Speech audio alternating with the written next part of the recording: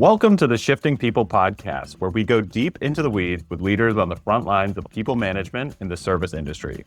We interview the best minds in HR and talent acquisition, along with owner-operators, franchisees, and general managers to bring you real insights that you can actually apply in your business today. I'm your co-host, Derek Williamson. And I'm Kathleen McDonough, and it's time to get to work. And today we're so excited to have Ryan Tiffin, Vice President of Brand Strategy and Guest Experience at the newly branded Incredible Food and Fun restaurant. Thank you so much for being with us, Ryan.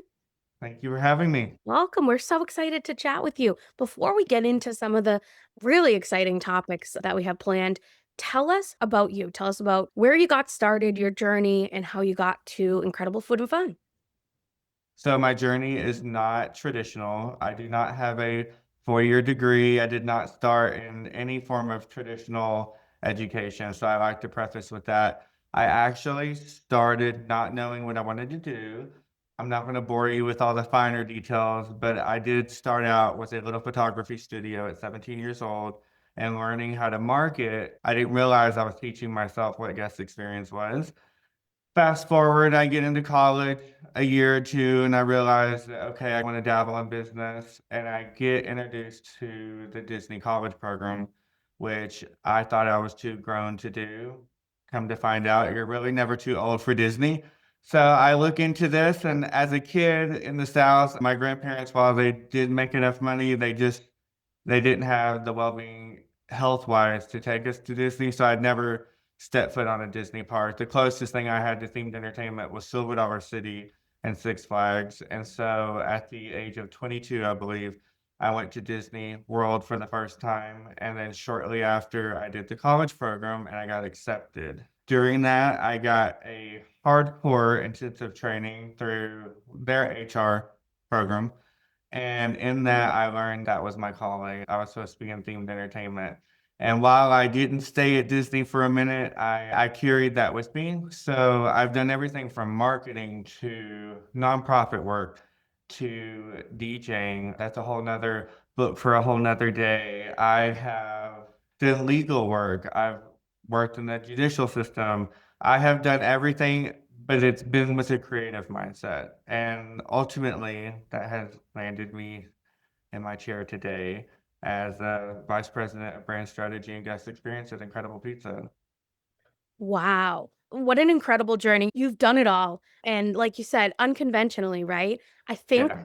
that is so cool. I think it also speaks to people, job seekers, people looking for a job that might not have a traditional, like, linear path upward or forward on their resume, or that don't know what their calling is yet and have tried a few different things and haven't figured it out yet.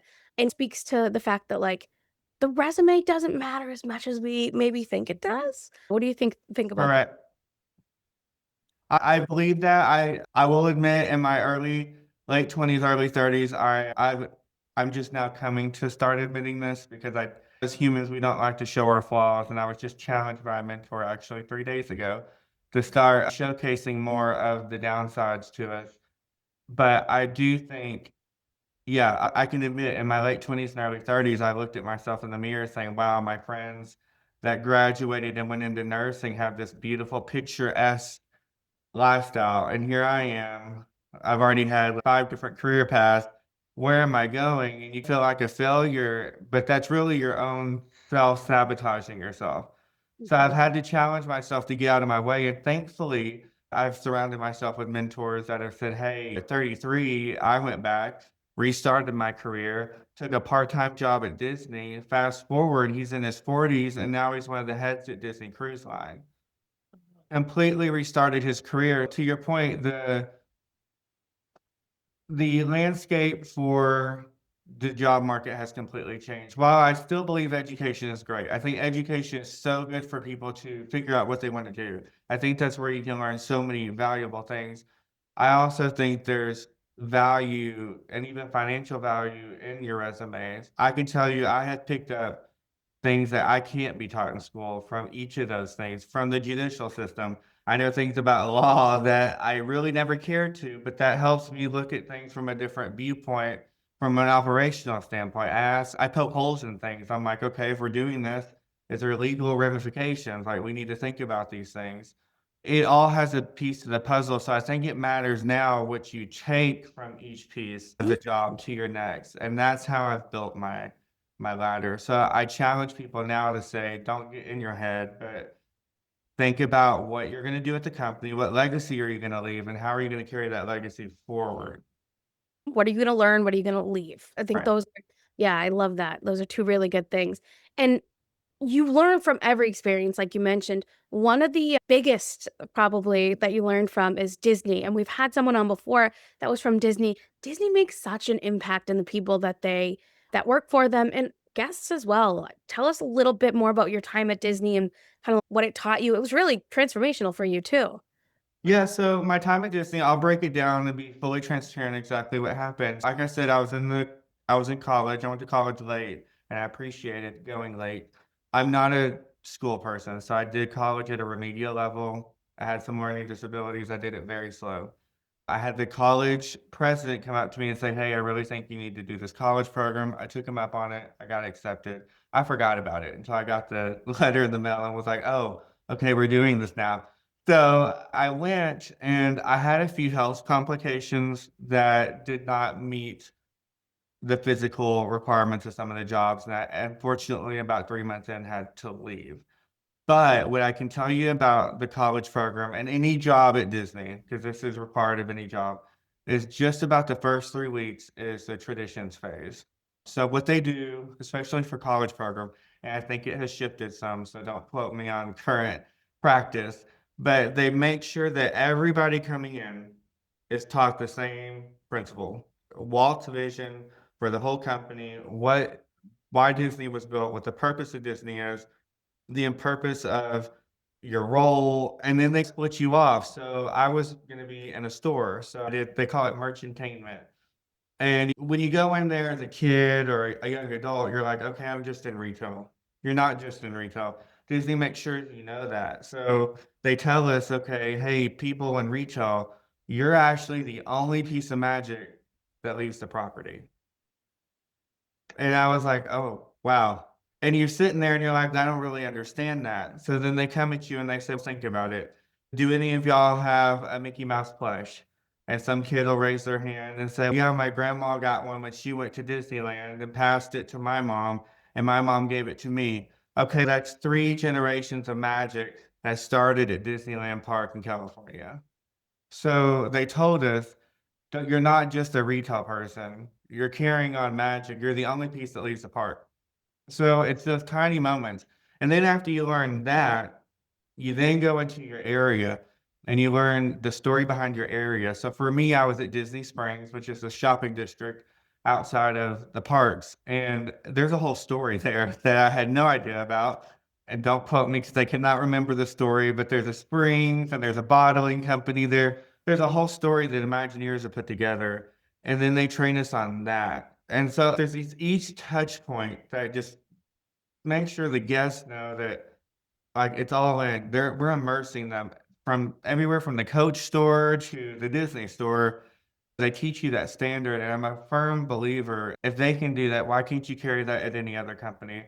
If Disney can take that same magic at 43 square miles in Orlando and put it in a retail store in Grapevine, Texas, at a mall, there's something to be said about that mentality. So that's really what transformed me.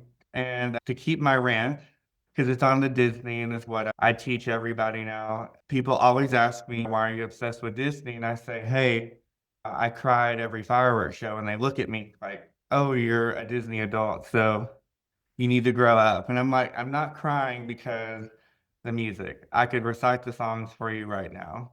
It's because as humans, we're all going through things that we can't see.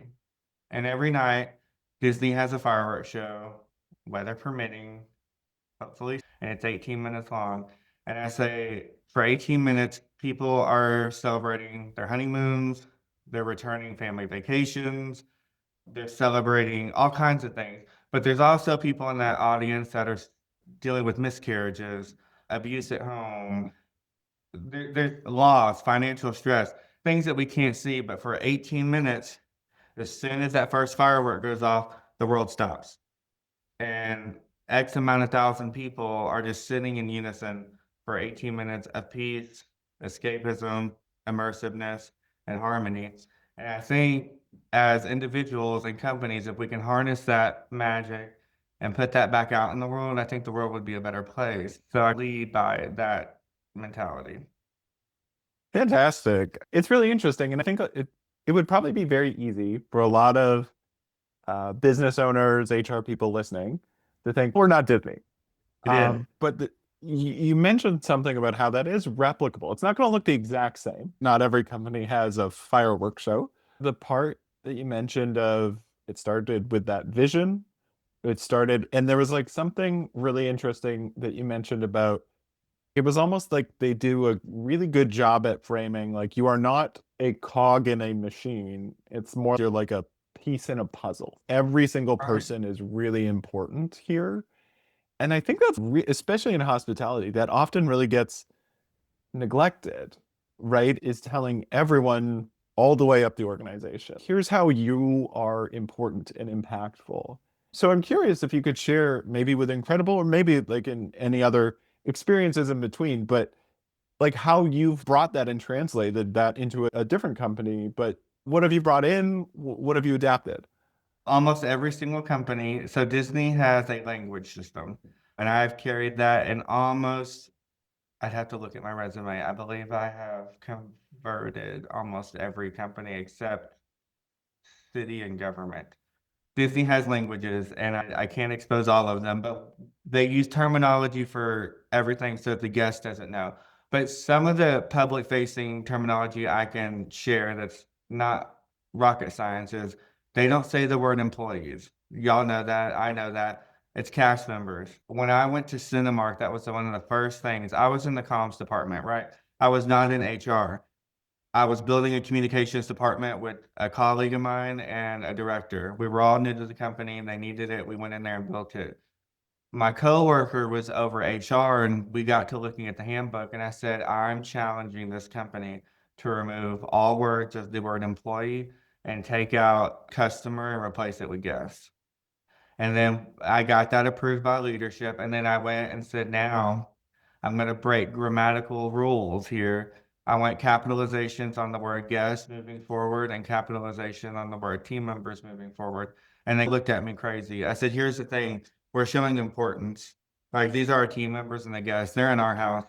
Like when you are having a party for Christmas at your home, you make sure that house is spotless, right? So you're letting a guest inside your home. Same principles at Disney. They're show ready and not show ready. So I bring that language in, and while at first upper leadership will usually give kickback sometimes because they're like, this is silly, this is terminology, why are we wasting our time on this? When you start getting to the frontline teams, they start saying, wow, like team member, I'm part of something bigger. I have seen so much turnover and retention and just morale by small little details like that, just in language.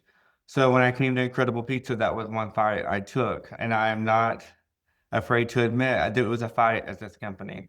They wanted to keep the word customer and employee. And while HR has to legally keep employee in some areas, some things we have the luxury of changing. And so I said, where we can change it, let's just go ahead and do it. And I overrid a few things. And some of the teams started saying, hey, we appreciate this. We feel seen. It's tiny things like that make a big difference. And being more transparent. I can't stress the companies enough. I don't care if you're having a bad year or if something's going downhill, team members want to feel involved. Yeah, that's a really interesting one, especially in hospitality, right? There's so many businesses that are cyclical, that are impacted by economic environments, seasonality, whatever. And it seems more intuitive in Kathleen and I work in tech, right? And so you assume that, okay, everyone we work with can maybe handle a little bit more. But you see it a lot in hospitality where the temptation is to hold some of that information back, right? You don't say that these locations are underperforming. And then, of course, you hear the horror stories of people show up to work and like some doors are locked and it can get really bad. But can you expand a little bit more on what does that look like? Because there's an interesting thing when we talk about transparency with anyone in a team, because sometimes you need context, right? An example that comes to mind is I remember very distinctly at one point in our last company, I had told our team, oh, we have debt, right? We have a loan that was part of what we took to grow and whatever. But I realized after I would talk that through with our team, there were a couple employees that afterwards were like, "Are we going broke? Are we going bankrupt? Like we have $1 million in debt. What does that feels really bad, right?" Like they didn't have the context. So I'm curious, like what you've experienced or what you've seen, like how do you like balance that need for like transparency, but also making sure like employees, you're not causing like any undue concern or like stress or things like that. Well, when you're asking me, and I'm an interesting person to ask that question too, because I've been head of PR at 2 or 3 companies. So I have this weird balance I have to keep. So, for instance, let's just say we unfortunately had to close one of our locations. I won't go into too many details. And they didn't want to say anything to the team. And I'm like, I get every element of that. There's an operations side. The team, the second they hear it, can run away. And then we have nobody. I get every facet, but I said we have to say something. So it could be that. Or the better example that I'm dealing with right now is this rebrand. We were letting, and I'm still cleaning up things at this company as I'm doing things, but we had a manager who just left our company at our corporate flagship location that's just a couple miles down the road. We have been sending out updates to managers about all this rebrand process. One of our HR people is very close with the new manager that's there now. He has seen all the progress. He was a former kitchen manager who's now the general manager. We had no idea any of that was happening. Is now that we know exactly what's going into this rebrand, we're buying into it. We're excited about it. And I was like, wow, we only have 5 stores. I was like, I just came from Cinemark. We had over 300 plus theaters. Like this is an issue.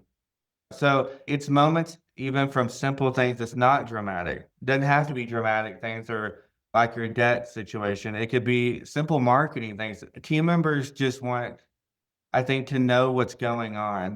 There's a weird separation from corporate offices to field leadership, and there will always be that divide. And there's never ever, I don't care what company you work at, Disney, Walmart, whatever, there will never be a harmony between field and corporate. There's just that mentality. There's people that sit in an office 8 to 5 and they're telling us what to do, and we're giving up holidays, weekends, and that's always going to be there. But to help bridge that gap, it's communication. And you don't need to give them, you said debt, you don't need to tell them every fine dollar and what the outcome possibly could be, but just say, hey, we need to spend money differently. Here's the reality of what's going on. So let's watch our P&Ls and let's shift some things. Let's be sustainable here and there. And getting them involved, because sometimes that may even empower them. If you get a manager, I'm just using your debt as an example. If you get a manager that sees that he could save you money, then he feels empowered that he did something. And his little legacy was, wow, I just saved the company $100,000 by coming up with this initiative. You never know what comes of that. And going back to Disney, and don't quote me on sources, I've only heard this through Disney legend, lore, whatever you want to call it. The stands that hold the hangers that the cast members put on behind the registers, they slide them in there. That was a cast member just randomly saying, what if we had a pole that dropped hangers down? And then leadership took it up, and then engineering put it together, and there they are. Yeah. You never know what just conversing with that need is. So I believe in transparency, and that's made me a better leader. And some of my other former leaders, I should say, don't agree with me on that. I've gotten into some deep conversation with them that they feel I share too much. But if you ask all my people I've led, though, they'll tell you they have my back in a heartbeat because I didn't hide anything from them. Yeah, and it makes it ties into the purpose thing, right? You can't make people feel like they have purpose and that they're not just a cog in a machine if it feels like they're the last to know about everything. So there's a really important balance there. And empower them. Something Disney does that I haven't thought about this till y'all just brought it up is empowerment. Not every company can afford to do this, and I'm challenging my current company to do this. And I don't know if Disney's changed it. So again, don't quote me on it. But when I was in merchantainment training, they told us, hey, for instance, if a kid drops ice cream on the ground and you're a regular part-time employee, go get the kid new ice cream. Don't ask questions. Go to the behind the bar, get the ice cream, hand it to the kid, walk off. Maybe make a note in your notepad that you did it. Tell your manager at the end of the day. If you see a kid break a toy or the toy broke after he walked off, go unbox a new toy and give it to him. Disney would rather you give away that $32.99 than sacrifice that kid's lifetime memory. Yeah. So I tell leaders all the time, empower your employees. Think about the return on investment if you give them that small empowerment. Was that $32.99 worth it? I just left a panel at IAPA in Orlando where it wasn't Dollywood, it was another entertainment theme park that they give away soda. And that was a controversial thing. All their Coke is free. And somebody in the audience said, I'd love to see your ROI. And she said, I can show you. She said, my merchandise sales are up. She says, when people don't think that they have to spend money on drinks, they have money to spend on accessories and toys and all that. She says, so let's look at P&Ls. I'd sit down with you and show you. Yeah. It's almost like it's they also there's an aspect of goodwill there, right? They're giving me something free, so it's I'm gonna spend more. I'm gonna go there over somewhere else because yeah, I get my sodas free, and they care about me and my needs and stuff like that. But I think what you mentioned about empowering employees to be able to do things that go above and beyond for guest experience, it's so important because it is if they are allowed that ability, they can make or break someone's experience. But if you don't allow them that empowerment, right? If you're going to be constantly checking you comped something for $20, that's $20 is coming out of your paycheck or something like that. You can empower them all you want, but they're not going to feel comfortable to do it. Is there any special way that you take those kind of philosophies that you have and embed them into like training, employer branding, guest experience, like any of those like practical things that you do day to day? No, I talk about my day to day when it comes to experience level things. I tell the story I told you earlier. For instance, again, my past is all over the map. I was managing Van Gogh immersive experience in Little Rock. I was taking that location. It was poorly performing. I went in, they asked me to redo it, and I had a really good team lead. She walked in, you could tell she just had a bad day. She came in, whatever she came in from home, rough, she walked in with, it was all over her face, and we hadn't even opened the doors yet. And I looked at her, and it's one of those things where as a leader, I was like, I don't know how to approach this. I was questioning my own self because I could tell it was a personal matter, completely different demographics. Me and her come from different. So I'm like, I don't know from a HR level which way to handle this. So I just sat there for a minute.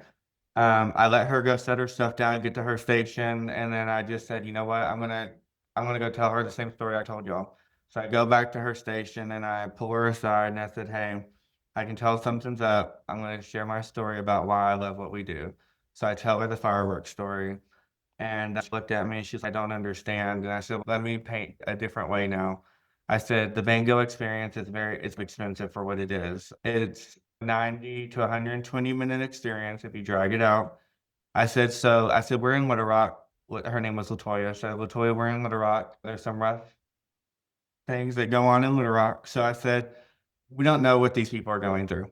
We don't know. You just came in. I don't know what you're going through. I said, I'm only assuming we had previous conversations. I said, I'm only assuming it's something to do with one of your previous conversations. But I said, you don't know if the people that bought tickets today are dealing with the same thing. But I said, here's the power you do have. You have a chance to be their therapist, their friend, their escape. I said, so you have a chance that everybody that walks in here to give them 120 minutes of escapism, like to let them have a safe place to be.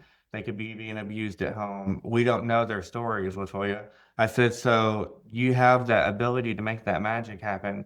I said, I hate seeing you come in like this because now you're dampering your magical abilities to make magic for them. And she started tearing up, and I said, I'm going to let you finish getting ready. I'm going to go back to the office if you want to talk to me. So she comes in a few minutes later, and she was still crying a little bit, and she was like, I now know why I love what I do. She like had a whole new appreciation for her job, and that's also the reason I'm writing a book is because she said, I wish that you had these tips in a book somewhere because she was on days I felt bad, I would go back and read it because this has really turned my day around. And from that day on till the day we closed the doors, she was my strongest employee. And it's because I showed her the power that she could have as a team lead at a Van Gogh experience in Little Rock, Arkansas. Yeah. It's that simple. It just took that. I didn't have to go into her exact story of what happened to her. I just told her the empowerment that she had as a part-time employee at this immersive experience in Little Rock, which is a true statement. I did not fabricate it. We don't know, but I tied it to the same principles Disney have on a smaller scale. Yep. Now I can take that same principle and put it in a pizza buffet with go-karts. Like you can apply those Disney principles, and no matter what you do, you could do it at Dollar Tree if you felt like it. Yeah. Yeah. How different would that be? How many different dollar retail chains do we have? None of Right. them are really differentiated. There's not. People want to be talked to. I tell people that all the time. I I'm guilty of it too. I know where the bathrooms are at Disney, but sometimes I just like talking to somebody. If I'm by myself, I'll be like, "Hey, where are the restrooms at?" Because you just want a simple interaction as a human being. Yeah. And I tell even our team members now, just answer the question. I know it sounds silly to you. Something Disney tests all of us on, and I think they still do this. What time's the 3 o'clock parade? You're gonna look at them like you're crazy. You just told me what time it is. And you're gonna put a smile on your face. You're gonna say, ma'am, here's a map. When you come over here, when that clock strikes 3, you can find the best seat in the house right over here. You're gonna make a whole experience out of that one question. That's what they want. And I said, and you have that power. Janitors at Disney, people think that's the worst job you can have. I had an ex-partner that was a janitor, and I was like, did you enjoy it? That was his favorite job, he didn't ever wanna leave, and I finally asked him, I said, "Why?" He did a school project about it, and he said, "'Cause I get to interact with the guests the most. They're the ones walking around the most, so they get to talk, they get to take the pictures, and it's again, it's that empowerment." So it's really how you empower your team. If you instill that in them all the way down to bussers, the cooks, the anybody, your HR team. I have empowered the HR team here. I have empowered the call center. We had somebody the other day questioning, like you said, a $20 credit for something. And I just went down there and shook my head and like, why are we questioning this? Why are we questioning this person's experience? Make it happen. Why don't want to get in trouble? I said, blame it on me. I said, if a leader comes to me, say it approved it. I said, stop stressing on this. Don't diminish their experience over a $20 ordeal. Shut it down. And they were just like, wow, we've never been told that. I'm like, that the guest experience is priority. Yeah. Yeah. And that's a signal, not to get into that specific situation, but definitely is, you can tell there then the employees are probably operating from a space of fear, maybe the right word there, right? Yeah, I mean, it's just previous the way previous operations have ran or Yeah. run, and that's what we're trying to change that mentality. And like I said, it's starting as simple as team member, guest, like removing customer, removing employee. It's not going to be an overnight process, and I try Yeah. to tell people that too. It's not like our handbook is being rewritten during a rebrand, so it's a whole ordeal. But some of the first keywords that our HR team is doing is removing those words. It's simple language, but it can make a big impact. It's small little things that can make the biggest impact. Yeah. Yeah, it's interesting. And I love the like tangible examples you brought here. I want to come back to the book at the end as well. Just we'll talk about that. But I did have the thought in my mind. So obviously with Disney, that was like a light bulb moment for you and really obviously has shaped how you've moved forward. And you had the one specific team member example at the Van Gogh experience. I'm curious when you think about hiring and staffing, and I know that's not like necessarily your day to day now, but do you fundamentally think any employee, anyone can embrace this? Or when you think about like if you were hiring and you want to get people who are really gonna jump behind their purpose, do you think there's any prerequisites for that? Or do you fundamentally believe, I think I can get anyone on board with I feeling kind like of they're part of something I bigger? get torn on that. And I just recently had a deep discussion with somebody in themed entertainment recruiting about that. I almost feel like you have to have some kind of want. I think that's with all hospitality. Not to say that I don't want to leave any person behind. I don't like leaving anybody behind because I have so many learning disabilities myself. I wouldn't want anybody leaving me behind. But I think you have to meet some point halfway of you having that desire to make that guest. So I've challenged our HR director to just when you're interviewing, just see if there's an ounce of spark and wanting to make a guest experience. Because I think if that spark is there, then we can ignite the flame. If there is no spark, though, I think this may not be the industry. And that's a fair point. Hospitality is not for everybody. Some people are better at doing accounting, and some people are better at doing. I'm not going to lie and say hospitality is gold for everybody. Do you think there's any specific questions or ways to find out if they have that spark? Asking stories, I get the questions that drive me crazy, which are the tell me about a time you did something wrong and fixed it. I get tired of those. I want tell me about a story that you did, like where you made a guest happy. Find that excitement. Because if you can see that excitement, like I tell when I have time and I'm not doing a podcast like this and I tell the full fireworks story, usually everybody in the room has goosebumps. And we Yeah. will stop and say, oh, we're all getting goosebumps. Those are the moments I'm like, if you can have goosebumps with those people telling those stories, I think there's that glimmer. So if you're having an in-person interview, see that emotion on them. Those are going to be your key players. If you've got some that are possibly showing that sign of, oh, there's excitement, then those are the ones you're like, okay, I can work with it. But if there's somebody that's just flatlining, you're going to say, okay, those are just people here to work.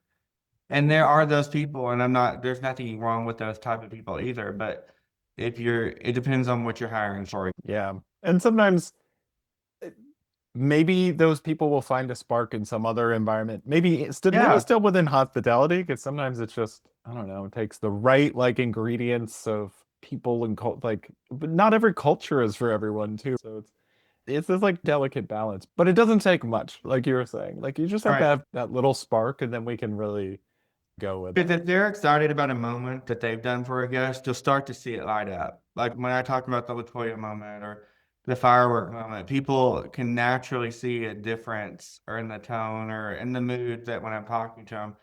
When you see that, I think that's when you start saying, oh, there's magic in this kid or this hire. But if there's just, I helped correct somebody's order.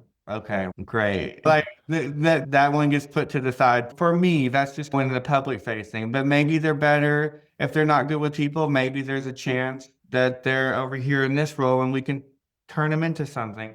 Again, I'm not a hiring person, but that's just what I've challenged my HR director to look for those sparks and to ask them about telling those stories, see what excites them. And if there's something they haven't learned, ask them, hey, is there something about our company that excites you? Because if we can find those, you can empower those people too and say, hey, we're going to bring you in and make a plan to do something and follow through with it. Yeah. Yeah. A lot of the time nowadays, especially like with the way that hiring process is run too, if someone can at least articulate like that there was some thought behind your specific company, there's probably All right, we're on the right track. Unfortunately, the bar is a little low now, right? The running joke is you have people showing up for interviews and they don't even remember what the company is. So it's shifted, but I think it's a really good takeaway. And Ryan, I mentioned that we would talk about, you have a book that is a work in progress. Yes. Would love if you could tell us a little bit more about what's coming there, like what's coming together, broad themes, and then Yeah. how folks should follow along in that journey and find out when you're ready to release it, like how they might do that. So the book is an interesting piece. So I'll give you a little background on it. My life has been very crazy. I've done everything from living with a pussycat doll in Las Vegas to opening for Diplo and the Chainsmokers to working in law and all these other crazy adventures. So everybody was like, hey, you're just in your early 30s. You need to put this in a book. And I'm like, oh, that's going to be a gossipy book. I need to do that when I'm in a nursing home. I don't want to release all this now. So let's not write a book. But it really was that moment in Van Gogh when Latoya said, hey, I really need a guide. And so I took that to heart and I just sat down and started writing. And I had a mentor, or really, he's not a mentor, he's a good friend that he has a few books named Lee Cockrell. He has Creating Magic. I just had to double check. And I was rereading his book at the time. And I said, listening to his book through audiobook, he tells a lot of his stories, and that's how he's crafted his career. And he's former VP of Disney. And so I said, I'm going to just start writing. So I just sat down and started writing. And that's what started the book journey. So right now, I was going to get it done by Christmas, and then I started rebranding my current company and everything slowed down. So the goal is to get it done by summer. All the manuscripting is done. I'm just fighting with my own self on the layout. So if you want to follow, it'll be on LinkedIn. It's going to be a little bit of biography, a little bit of heart and deep emotional stories about my own life, my upbringing, how that's transformed me as an adult in the non-traditional way, and how you can apply it and hopefully inspire others not to give up on chasing their own magic. And that's the tentative title is Chasing Magic. And yeah, if you follow me on LinkedIn under Ryan Tiffin, that's where I'm gonna keep posting about it. Yeah, absolutely. And we'll include a link to your LinkedIn in our podcast description as well, and make sure we give people an easy way to follow along with you. But really looking forward to reading that when it comes out. Maybe we can get an early Yes. copy, but would love to hear even more of the stories and the background that brought you to where you are. Yeah. There's Sounds a lot. It's a lot of emotion. It's been a lot of emotion writing it too. Yeah, it's interesting, and I'll pick up on a theme that you mentioned right at the start, right? You said, I come from a sort of non-traditional path, and I've done all these things. Almost every guest that we've had has a non-traditional path, especially in, I think, like hospitality.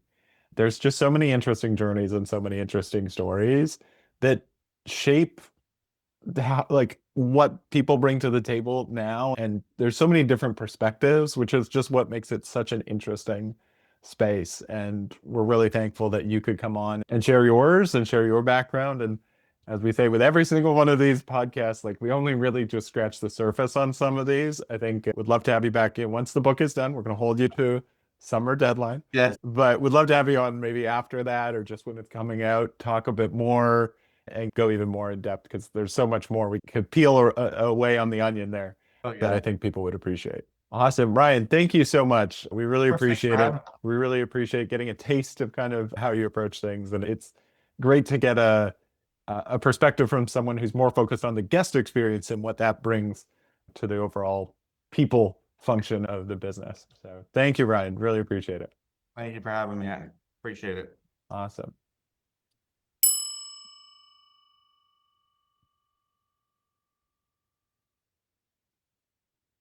I'm so impressed at Ryan's whole journey. Like, whenever he explains, like, I used to live with a pussycat doll and I opened up for Steve Aoki, like, his whole past, like, his resume must look crazy. I'm so excited to read his book. What about you, Derek? Yeah, he's lived a few lives, and that's what makes people interesting, especially in this space, is getting people from really diverse backgrounds. We mentioned it on the recording, like there is no traditional path really in hospitality. I mean, I think That's the theme we've seen. And I think Ryan just has an exceptional. It's rare that people really early on find like their thing. And it's clearly something that Ryan's just followed and chased throughout his career. So it's really cool to unpack that. Yeah, super cool. And I also like I know it was like a little pivot because he's not like fully in HR, but I really loved your question about in hiring. Is it can you find that like spark in people, right? Like that interest in wanting to help people and is that something you can teach them or do you have to look for certain people that have it? I really liked that question that you asked there. You like something I have? Oh my goodness, I'm so flattered. But also, yeah, I mean, it is an interesting, I think a lot of people in this industry battle with it a little bit in terms of what are the things I'm just not going to be able to train. Like, Yep. I think a lot of people in this industry do pride themselves on, we can mold someone from very little in terms of tangible skills, like hard, quote unquote, hard skills. But there's some other prerequisites that still have to go into it. And I think universally, you have to have someone who wants to meet you halfway, who wants to like, is ready to step up a little bit. Because some people are just disenfranchised about work, about life. Yeah. And there's other things that maybe at some point their Well, mentality will change, but you as an employer, you can only do so much. And so I yeah. thought it was good to get Ryan's perspective on that. Yeah, think that's cool. I love that like debate. And I also think we talked about like with Ryan, we chatted about finding the spark in applicants asking about a time they gave great guest experience, right? Yep. The thing is though, back of house don't interact with guests, right? I think for back of house employees, it's important to also ask like m- maybe try to find a spark and ask them about a time they had an impact on a fellow employee. I think Right. that's Because it's more of that teamwork yeah, environment. I have to ask then, Kathleen, a thought-provoking episode. How are you going to narrow it down to a shifting question? it's tough. It is really tough, but I'll narrow it down because I really liked Ryan's idea that like every person is important in a business, right? And you have to go further than just enabling an employee. You need to explain to them how impactful they are to the greater business and to the guest. So I guess my shifting question would be if you're not already to possibly think about explaining that to your employees, right? Here's how you're impactful, here's how you're meaningful, and giving them the enablement to really take ownership over their work. Yeah. Yeah. I like that because that's like the core of all work, right? It's like people want to feel like the work they're doing has purpose. And I think especially in this industry, sometimes that's overlooked or like deliberately downplayed. Honestly, I think when I used to be like run ice cream stores and stuff, I maybe downplayed purpose a little bit in the sense of, hey, this is a simple job, right? You're just here to, I would frame it as you're here to make someone's day and like you're serving ice cream. But I don't know if I ever really connected it well to an overall, what are we all doing here? What's the real goal? And so if you can do that, it's really important. Yeah, you almost don't want to take yourself too seriously. I think that's why it's downplayed a lot in the food service. Right. It's like you're not changing the world. Like you're not, No, we're not changing. We're not doctors, right? We're not right. saving people's lives, but in a sense, and like this, I came really powerfully from Ryan. Like you are, right? Like you are in a sense because you're providing escapism and you're empowering people and you're making an impact. Yeah. And that has value, right? It is. It's all part of the human experience, right? Yeah, there's a ton of value there. What is your shifting question, Derek? If you have one or two. Yeah. And my brain is going in a few directions, but I'll narrow it down to one that kind of piggybacks off of what you said, which is Ryan mentioned it, but you can't have empowerment without a bit of transparency. Nothing disempowers a worker more than if you can say, oh, we trust you and you're here to do like this meaningful work.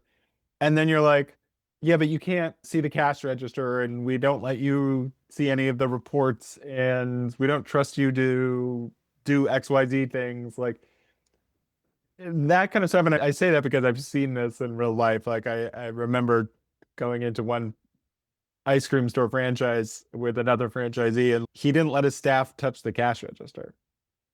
What? Yeah. So he would stand there and just ring all the customers through, and his staff, their only job was you scoop the ice cream, right? And it was all this like trust and control thing. And it was like that is so far from, you're never going to get exceptional performance when you constrain someone. My question, so long preface for my question is, are you giving your employees enough information about what's going on in the business to empower them and to allow them to step up?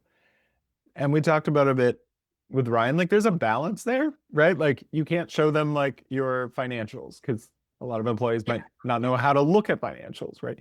But really just being upfront when things are going well, when things aren't going well. And usually it's more so like when things aren't going well that owners, managers are reluctant to share that. They try and paint this like rosy picture.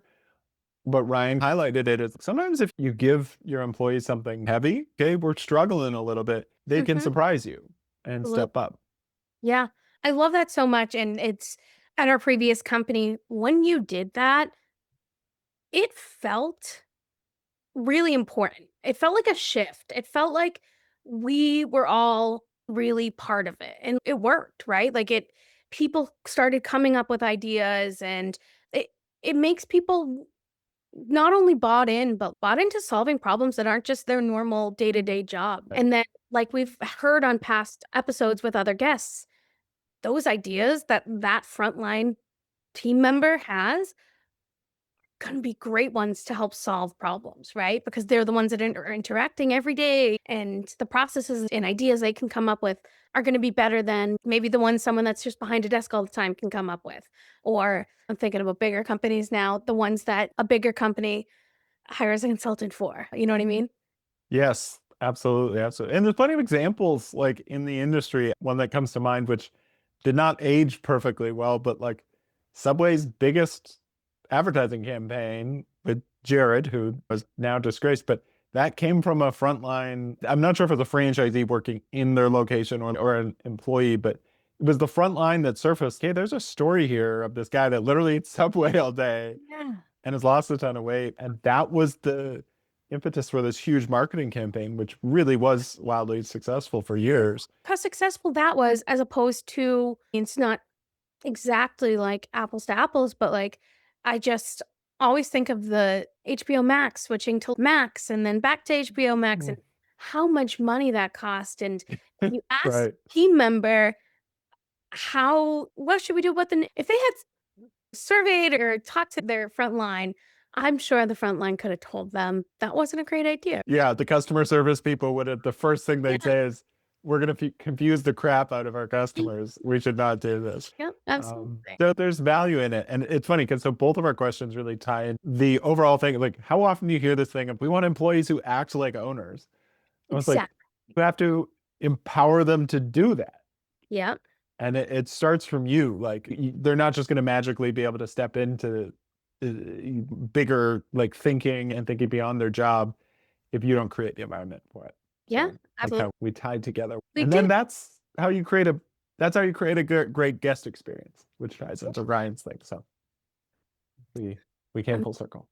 I loved our shifting questions. I loved Ryan's episode. I am so excited to read his book.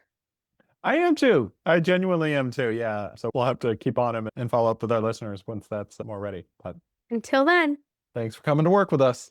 bye for now. Bye for now.